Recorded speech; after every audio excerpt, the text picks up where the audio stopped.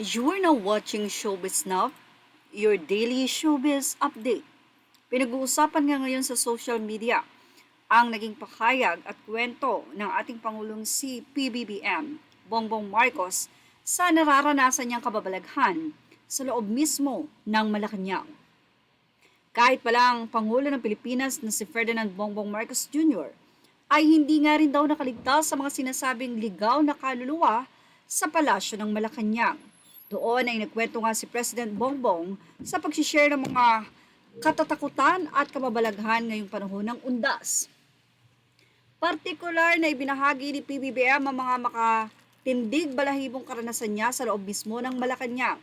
Sa isang Facebook post, binalikan ng Pangulo ang pagtira o sa isang Facebook video, binalikan ng Pangulo ang pagtira niya sa palasyo noong siya ay presidente pa o ang presidente pa ay ama niyang si Ferdinand Marcos Sr.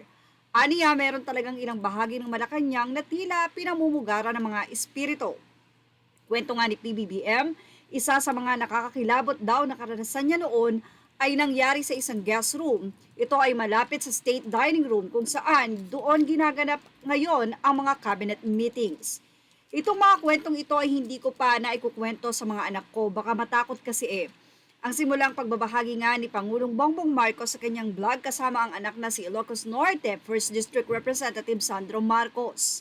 Since undas Halloween naman, kukwentuhan ko muna kayo ng mga naranasan ko dito lalo na noong kabataan ko. Sa ipa ni PBBM. Unang kwento ni PBBM, gabing-gabi na nga umuwi ako, sinasara ko lang yung pintuan mula doon sa kwarto ko, pagbukas ko ba naman ang pintuan nakita ko biglang gumalaw yung mga upuan. Di nagsisigaw ako dito, tumakbo ako. Sinabi ko sa security, may multo, may multo. Yan ang tawang-tawang kwento ng Pangulo ng Pilipinas. Kasunod dito, minsan na rin daw silang magkayayaang magkakaibigan na mag-ghost hunting noon sa Malacanang. Nandito ako kasama ko, mga kaibigan ko, siguro nga mga 6 kami. Pumunta kami doon sa medyo madilim na lugar, ghost hunting talaga ang ginawa namin. Malakas ang loob namin dahil marami kami Yung isang kaibigan ko, bubuksan niya yung pintuan bago niya nahawakan yung doorknob, bumukas na yung pinto ng mag-isa. Naku, ang sigaw talaga namin.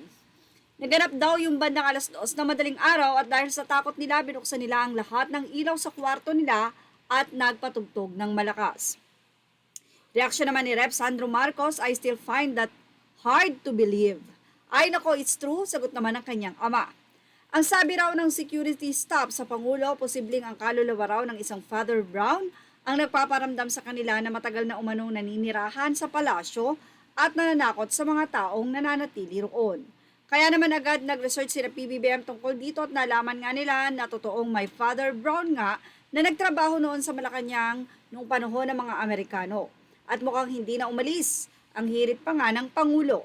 Bukod dito ay may mga pagkakataon ding kusang gumagalaw daw ang mga chandelier sa isang area sa palasyo kahit walang lindol o malakas na hangin. Dagdag pa ng pagbabahagi ni PBBM, may something din siyang nararamdaman kapag umaakyat sa formal stairs ng Malacanang, lalo na kapag mag-isa lamang siya. Pakiramdam daw niya ay may taong nakatingin sa kanya mula sa likuran. Kung minsan, lalo na paggabi at mag-isa ka, lalo na kapag nakaakyat dito sa front door. Yung formal na hagda na papasok sa palasyo, minsan actually ilang beses nang nangyari sa akin. Pag-akyat ko na ganoon, ramdam na ramdam ko na may nakatingin sa akin banda sa likod. Paatras tuloy ako na aakyat dahil nakakatakot. Alam niyo naman kung minsan kapag naglalakad ka, mararamdaman mo kapag may nakatingin sa'yo, may sumusunod sa'yo, ganoon ang pakiramdam ko. Yan nga ang nakakatuwang kwento ng Pangulo ng Pilipinas. At yan ang ating Showbiz Now update. Images are all credit to the rightful owners and thank you for watching Showbiz Now.